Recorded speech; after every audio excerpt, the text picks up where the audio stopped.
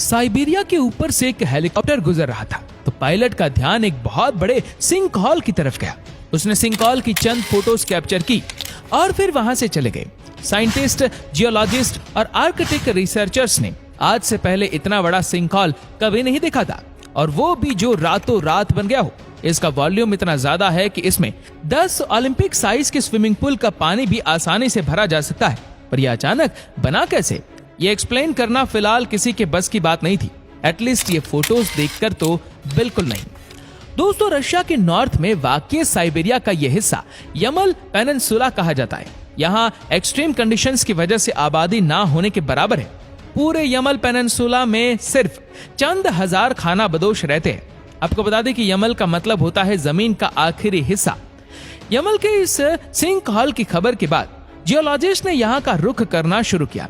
वैसे तो दुनिया में पहले भी कई बार सिंक हॉल्स बने हैं और कई गाड़ियां निकलती देखी जाती है, तो कभी कभी पूरे के पूरे घर। ये सिंक हॉल ज्यादातर पानी के बहाव की वजह से बनते हैं, क्योंकि पानी नीचे की जमीन को कमजोर बना देता है। लेकिन जियोलॉजिस्ट का कहना है कि यमल का ये सिंक हॉल किसी भी तरह से नॉर्मल नहीं लगता, क्योंकि नॉर्मल सिंक हॉल का बॉर्डर फ्लैट होता है, ना कि उभरा हुआ, यानी उसके अंदर से बाहर कुछ नहीं निकलता। पर यमल के इस हॉल पर जब गौर किया गया तो इसकी एजेस भी उभरी हुई थी और इसका मलबा दूर दूर तक फैला हुआ था। फिर आखिरी क्रैटर जैसा दिखने वाला ये सिंक हॉल बना तो बना कैसे, ये जानने के लिए इसके अंदर हवा, पानी और मिट्टी के कुछ सैंपल्स कलेक्ट किए गए और इस बार साइंसदानों को एक दिलचस्प सुराग मिल ही गया। इन तमाम सैंपल्स को जब टेस्ट किया गया तो इसमें एक चीज बहुत ज्यादा क्वांटिटी में पाई गई, मीथेन गैस। खाना पकाने और गर्माइश के लिए इस्तेमाल होने वाली मीथेन एक नेचुरल गैस होती है जो कि कार्बन और हाइड्रोजन के साथ मिलकर बनती है।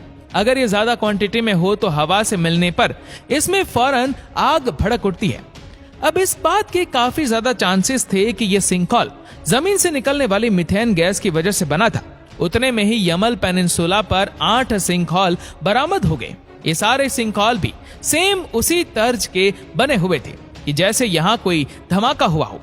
जब सैटेलाइट इमेज में देखा गया तो मालूम पड़ा कि 2014 के बाद यहाँ एक के बाद एक सिंक हॉल्स बनते जा रहे। तेजी से बनने वाले सिंक हॉल्स आखिर किस चीज का इशारा दे रहे थे? साइंसदानों को ये जानने के लिए अब फिक्रमंद होने लगे। लेकिन इससे भी ज्यादा बेचैन करने वाली चीज ये थी कि इन तमाम सिंक हॉल्स का क्लाइमेट चेंज के साथ बहुत बड़ा कनेक्शन था। 2014 में यहाँ सबसे पहला सिंक हॉल बना था और उसके अगले ही साल साइबेरिया में रिकॉर्ड हाई टेम्परेचर नोटिस किया गया और बाकी तमाम सिंक हॉल भी इसी हाई टेम्परेचर के दौरान ही बने थे। 19वीं सदी की शुरुआत से लेकर आज तक पूरी दुनिया का एवरेज टेम्परेचर 1 डिग्री सेल्सियस तक बढ़ा है, लेकिन आर्कटिक सर्कल में टेम्परेचर बढ़ने की स्पीड डबल है। तो अब साइंसदान ये सोचने पर मजबूर हो गए कि इन सिंक हॉल का क्लाइमेट चेंज के साथ क्या कनेक्शन है और अर्थ का फ्यूचर क्या होगा। एक तरफ यमल के सिंक हॉल्स पर गहरी रिसर्च चल रही थी, तो दूसरी तरफ यमल से बहुत दूर आर्कटिक सर्कल में ही साइंसदान की एक दूसरी टीम को कुछ अनोखा देखने को मिला, जो शायद यमल के सिंक हॉल की पहेली को सुलझाने की सबसे अहम कड़ी थी। अलास्का के नॉर्थ वेस्ट कोस्ट के करीब इजी लेक है, जो लोकल्स के मुताबिक कुछ महीनों से बहुत ऑकवर्ड बिहेव कर रही है। इजी लेक के अंदर से बबल्स निकल रहे, जैसा कि पानी बॉयल हो रहा हो। इस मिस्ट्री की खोज में साइंसदान की एक टीम यहाँ पर आ पहुंची। इन बबल्स के सैंपल्स लिए गए तो मालूम पड़ा कि ये भी मीथेन गैस के ही है। आर्कटिक रीजन में हल्की फुल्की मीथेन गैस का लीक होना एक बहुत कॉमन बात है, लेकिन इस केस में हैरानी की बात ये थी कि इजी लेक से हर रोज 10 टन मीथेन निकल रही थी। पूरे आर्कटिक रीजन में ये पहली बार हो रहा था कि कहीं से इतनी ज्यादा मीथेन गैस निकली हो। लिहाजा सोनार स्कैनिंग की मदद से इजी लेक के नीचे जमीन का एक 3D मॉडल बनाया गया। मालूम पड़ा कि जहां से बबल्स निकल रहे वहां लेग 50 फीट तक डीप हो जाती है।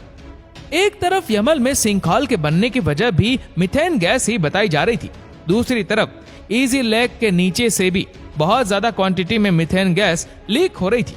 ये दोनों लोकेशंस आर्कटिक सर्कल में ही आती है, और तो और इन दोनों के बीच में एक चीज और भी कॉमन है, वो ये है कि दोनों लोकेशंस जमीन की ऐसी किस्म के ऊपर मौजूद है जिसको परमाफ्रॉस्ट कहा जाता है। परमाफ्रॉस्ट उस किस्म की जमीन को कहते हैं जो अंदर से पूरी तरह से जमी हुई हो। ये बहुत बड़े एरिया पर फैली हुई जमीन है जिसमें रशिया, कनाडा और अलास्का का काफी हिस्सा शामिल है।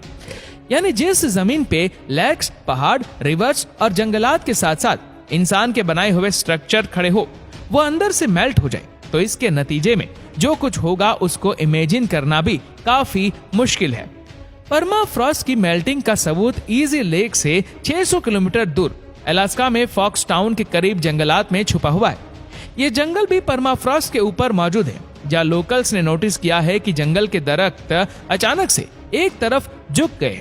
इसके अलावा जंगल में डीप जाने पर मालूम पड़ा कि यहाँ की जमीन भी धंसी हुई है और एक अजीब सा सुराख जमीन में बन चुका है। इस सुराख के अंदर पानी गिरने की आवाज लगातार सुनाई देती है, जबकि आसपास ना कोई पानी का चश्मा है, ना ही कोई लेक। ये इतना बड़ा चेंज कई सदियों से नहीं हो रहा, बल्कि ये सिलसिला सिर्फ 2018 के बाद से शुरू हुआ है। पर सवाल यह है कि परमाफ्रॉस्ट के पिघलने का मीथेन गैस और यमल के सिंकहोल से क्या कनेक्शन है। इस चीज को समझने के लिए फेयरबैंक्स, अलास्का में परमाफ्रॉस्ट के अंदर ही एक टनल खोदा गया। इस टनल के अंदर क्या देखा जाता है कि जमी हुई जमीन के साथ साथ कदीम दौर के जानवरों के ढांचे भी जमे हुए हैं, जिसमें मैमथ, स्टेप बाइसन और हजारों साल पुरानी घास भी प्रिजर्व हो रखी है। इससे यह जाहिर होता है कि परमाफ्रॉस्ट के अंदर ऑर्गेनिक मैटर की भी बहुत ज्यादा क्वांटिटी है। लेकिन आर्कटिक सर्कल में फ्रीजिंग टेम्परेचर की वजह से डीकम्पोजिशन का प्रोसेस बहुत स्लो होता है, इसलिए हजारों सालों के अरसे के दौरान बहुत सारे ऑर्गेनिक मैटर अब परमाफ्रॉस्ट के अंदर प्रिजर्व है। यानी इनकी बॉडीज अभी भी डीकम्पोज नहीं हुई और इनके अंदर अभी भी कार्बन मौजूद है। एक्सपर्ट्स का मानना है कि आर्कटिक परमाफ्रॉस्ट के अंदर जितना कार्बन है उतना शायद पूरे अर्थ के एटमॉस्फेयर में भी ना हो। लिहाजा ग्लोबल टेम्परेचर राइज की वजह से जैसे जैसे परमाफ्रॉस्ट पिघलता जा रहा है, उसके अंदर मौजूद ऑर्गेनिक मैटर यानी फॉसिल्स भी कंपोज हो रहे। बैक्टीरिया इनके कार्बन को अपनी एनर्जी के लिए खाते हैं और फिर बदले में मीथेन गैस रिलीज करते हैं। इसके अलावा परमाफ्रॉस्ट पिघलने की वजह से जमीन भी सॉफ्ट हो रही है और अब इसके नीचे फंसी हुई मीथेन गैस को ऊपर तक आने में किसी रुकावट का सामना नहीं करना पड़ता। गैस आसानी से नरम मिट्टी में अपना रास्ता बनाती बनाती सरफेस के वीक पॉइंट से फटकर बाहर आ जाती है। ये सिंकहोल इसी गैस से निकलने की वजह से बने हैं। यही वजह है कि आर्कटिक सर्कल में इन सिंकहोल की तादाद दिन ब दिन बढ़ती जा रही है। एक्सपर्ट के नजदीक इस मसले का अब तक कोई सॉल्यूशन नहीं निकाला गया। बेशक हम ग्लोबल वार्मिंग पे कितना भी कंट्रोल कर ले, परमाफ्रॉस्ट को पिघलने से अब कोई नहीं रोक सकता।